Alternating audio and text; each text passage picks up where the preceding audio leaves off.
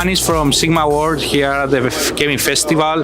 This year we're with David Sichinava, the founder of Lambda Gaming, to discuss about Lambda, disruption, and what is happening to the industry. Hi David, welcome. Hello, thank you for having me. It's very fun to be here. Great event. Thank you for organizing it. I guess I will just tell you a bit about... Yeah, tell me a bit about you first, and then we can discuss about the company. Yeah, so I've been in IT and technology forever, like more than 20 years. 10 years ago, I founded Lambda Gaming, which is a game development company, and our main customers are online gambling operators. We have been working very closely with operators in Georgia. Georgia has been deregulated long ago, so it has very booming market and very fierce competition also. And there are 6 operators right now. 2 of them are our customers. We work very closely with them, and we've been watching what's happening with iGaming very closely, and we've noticed a few trends, and that's what I want to share. So what we see is that this increase in access, so as more people have devices, they demand more, the more people are playing games. And also because mobile is now main medium of exchange between operator and player, the behavior of players is becoming more casual, and they are becoming more like the usual players who play like usual games from, let's say, Google Play Store, what we call toilet games. You know, you sit on your toilet, you play for 15 minutes, you close and go. These behaviors are becoming very similar. Players of iGaming and players of casual game, the casual players. So, and because of this, we see that iGaming users demand more gamification and more games that are fun, that are not pure math, like let's say roulette, but something more inventive. Like, for example, in Georgia, these crash games, new type of games, where the crash games, which were born in crypto and then were adopted by fiat, they exploded and like took huge chunk of market. And also some kinds of mini games, instant games, etc., etc. And in slots also we see that more new mechanics are introduced, like megaways and tumbles, which are resembling of Candy Crush and so on. So this is the trend we want to catch now. We are trying to create something that will be next generation, something that will be interesting for millennials and Gen Z players, because these people don't come from land casino. They don't want digitized version of land games. They want something more resembling Mario or Fruit Ninja or something like that. Yeah, I mean, these players, they come from a mobile gaming background, and they are looking for first to have fun and then make some money maybe. Yes. I think this is the right approach, that when people comes to when a player comes to an online gambling site, their goal is not actually to become rich. That is in there, of course, but the main objective is to have fun. This is a game. This is gaming, which also includes financial component. And also interesting trend of recent years is the play-to-earn games in crypto. I know if you have been watching it closely. In crypto also, for past years, these play-to-earn games became very popular. And play-to-earn, it's not possible, because if someone created a game for you to have fun and also to pay you, this is not possible. These economies are not possible, and we see now that a lot of play-to-earn games are collapsing. But what is possible is to have fun and also to have chance to win.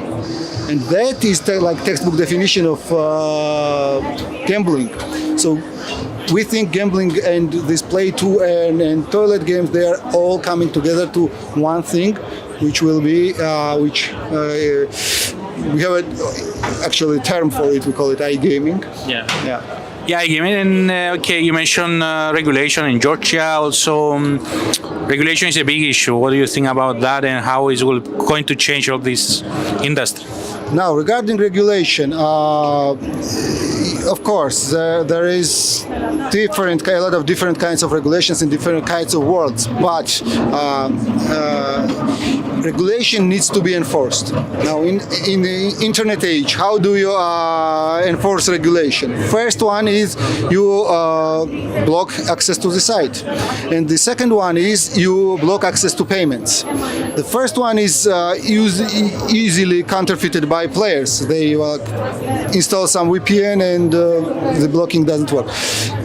And blocking of payments, so far it has been effective, and the regulation was more or less enforced. But now we have crypto rising, which creates trustless payments, and you cannot, governments cannot anymore control how people will use crypto.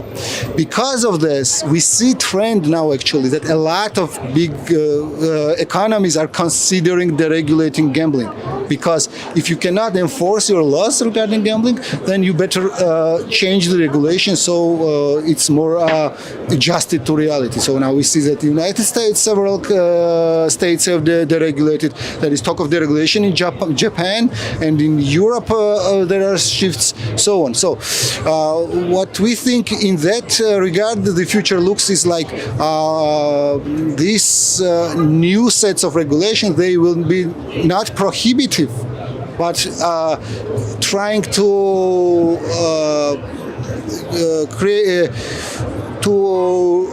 create more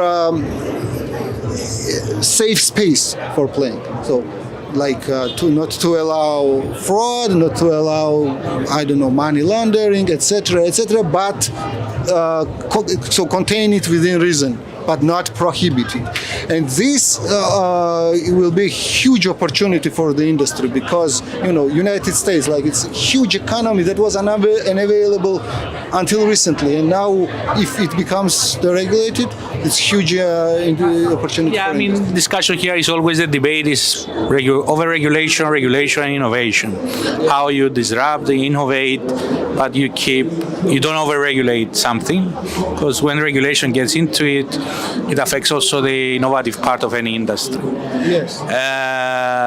So how do you see? I mean, we have blockchain coming in this industry, crypto, as you said. How do you see innovation and disruption around these areas? Now, one interesting thing that crypto brought to iGaming is crypto users, at least right now, these are people of more technical background, people who understand math and understand probability. So crypto created one interesting demand for probably fair games. These are games that have transparent mathematics, so that user can easily check that they are not cheated on odds. And this is very interesting trend. It's very becoming very popular very fast. So right now we have this certification process. When we publish a game on the traditional model, we have to certify it. It's verified by a third party, and if user trusts that third party, the trust is created. But in this new trend, the probably fair games, they don't need to be verified. They can be verified by user very easily. And in there, I think there are a lot of opportunities to innovate, like create transparent mathematics. The conflict resolution becomes very easy, and also innovation becomes very easy. Now innovation, if you create some kind of innovative game, you have to go through very large number of steps before it reaches end user. But in new reality, it becomes possible just to create beautiful user interface that you think is interesting, publish on some platform that takes care of probably fairness, and reach the end user. And we actually, our startup, we have a startup where we want to create this kind of a platform that will take care of backend mathematics and this probably fairness. So game developer comes to this platform. They have some kind of a constructor where they visually can construct their desired mathematics, and then focus only on design and only on user experience. And this will, we think, this will allow like 2-3 person indie groups to create new experiences that they think are interesting for their prospective customers. And this will look, we think, like Play Store actually. Like Yeah, that's interesting because you might have all these indie groups that will create their own using your platform. But okay, if an operator comes to Lambda, why he will choose you and not go to another, let's say, company or another? Why you are different? So, because what we want to create is like a very simple and fast process from going create game, publish it to user. This will be very fast. This is one. And also what current business model for game developers works like this. You publish it on an online operator, you get small revenue share of the revenue of gross revenue generated by the game. And we want also to invert this in casual gaming. For example, in Play Store or App Store, it's 70% for developer and 30% for Play Store. And we want to do something similar on our platform, like reverse the model. Right now, you want to be the Unity, the platform that designs game development. You want to be the Unity of game of the iGaming industry. More like Steam, I would say. Yeah, Steam. Steam, yeah. Cool. And how do you? What are the future plans? So future plans are we are right now actually we are looking for investment because creating this kind of a platform requires a lot of resources. We have like we see big picture, but in realization there is a lot of work to do because creating probably fair games is easy, but allowing other people to create probably fair games so that every actor is satisfied, it's actually pretty hard. So we are looking for investment and we are talking to a lot of people, a lot of stakeholders in this business, and actually there is a lot of interest, and that's where we are. We are like in early stages of building this kind of thing. Also, we are a game development studio, so we are creating our games using the philosophy I was talking about, like more fun, more gamified, and we are inserting these probably fair elements into our games also.